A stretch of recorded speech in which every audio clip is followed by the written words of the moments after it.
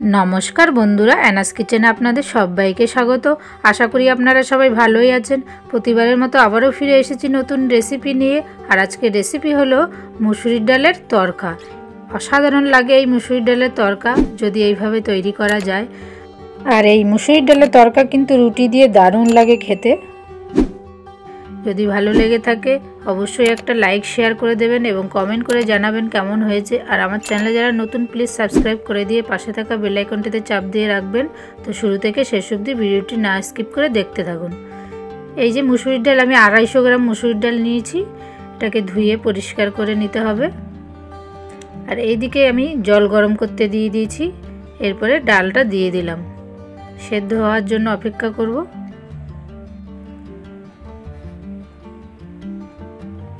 উপরের এই ফেনাটা ফেলে দেব।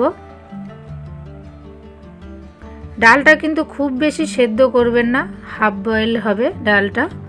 খুব বেশি সেদ্ধ করে ফেললে কিন্তু খেতে ভালো লাগবে না।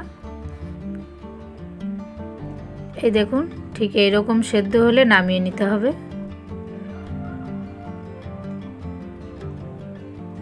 হয়ে গেছে, এরপরে নামিয়ে নেব একটা পাত্রে।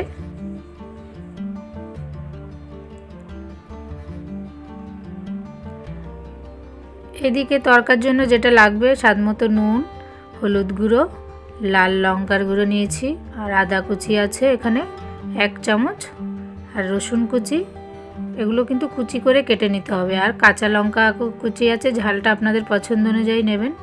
আর আছে 3টে ডিম, আর পেঁয়াজ কুচি আছে 2টো বড় সাইজের পেঁয়াজ কুচি নিয়েছি, একটা টমেটো কুচি।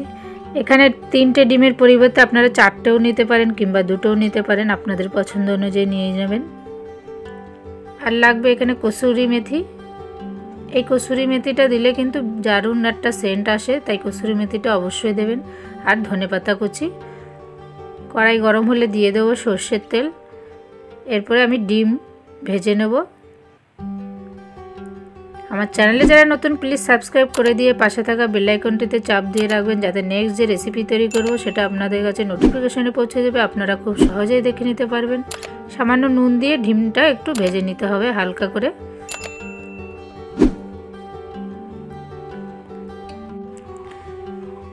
ডিমটা এইভাবে ঝুরি ঝুরি করে ভাজতে হবে। হয়ে গেছে, তুলে নেব। আবারও দিয়ে দিলাম সর্ষের তেল। এবার কেটে রাখা পেঁয়াজগুলো দিয়ে দেবো। 2টো পেঁয়াজ দিয়েছি এখানে বড় সাইজের। পেঁয়াজটাকে বেশ হালকা করে লাল লাল করে ভাজতে হবে।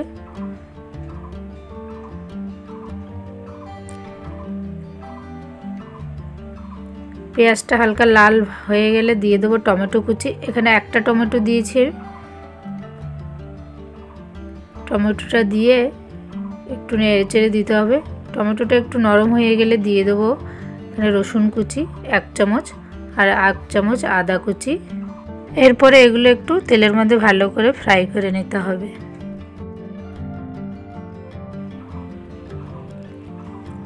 আদা রসুনের কাঁচা গন্ধ চলে গেলে দিয়ে দেবো স্বাদমতো নুন। দিয়ে দেবো 1/2 চামচ হলুদ গুঁড়ো, আর 1/2 চামচ লাল লঙ্কার গুঁড়ো। ঝালটা আপনাদের পছন্দ অনুযায়ী নেবেন। আর এখানে অ্যাড করব কাঁচা লঙ্কা। এবার সব কিছু ভালো করে মিশিয়ে দেবো।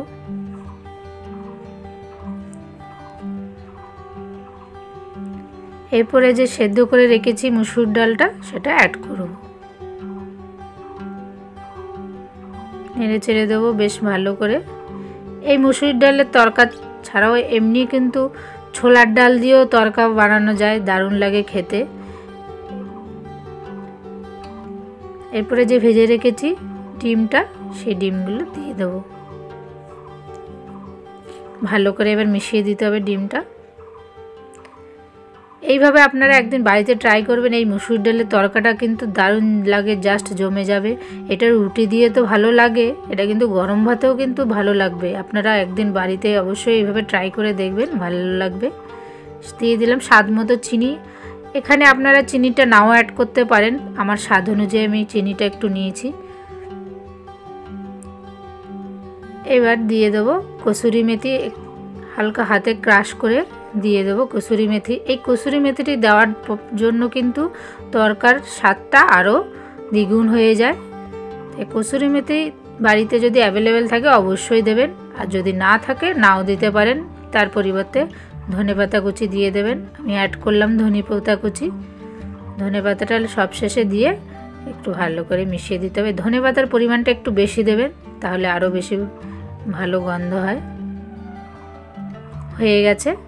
খুব বেশি গাঢ় করব না, আবার খুব বেশি পাতলাও করে ফেলবো না। এই রকম থাকলে একটু নামিয়ে নিলে ভালো হয়, তাহলে রুটির সাথে ভালোভাবে খাওয়া যায়। হয়ে গেছে। এইভাবে আপনারা বাড়িতে কিন্তু অবশ্যই ট্রাই করবেন। আশা করি আপনাদের ভালোই লেগেছে। আর এই রেসিপিটা যদি ভালো লেগে থাকে অবশ্যই একটা লাইক শেয়ার করে দেবেন এবং কমেন্ট করে জানাবেন কেমন হয়েছে। আর আমার চ্যানেলে যারা নতুন প্লিজ সাবস্ক্রাইব করে দিয়ে পাশে থাকা বেল আইকনটিতে চাপ দিয়ে রাখবেন, যাতে নেক্সট যে রেসিপি তৈরি করব সেটা আপনাদের কাছে নোটিফিকেশনে পৌঁছে যাবে। আপনারা খুব সহজেই দেখে নিতে পারবেন। সুস্থ থাকবেন, ভালো থাকবেন। আবারও দেখা হচ্ছে নেক্সট রেসিপি নিয়ে। প্লিজ আপনারা অবশ্যই পাশে থাকবেন। ধন্যবাদ।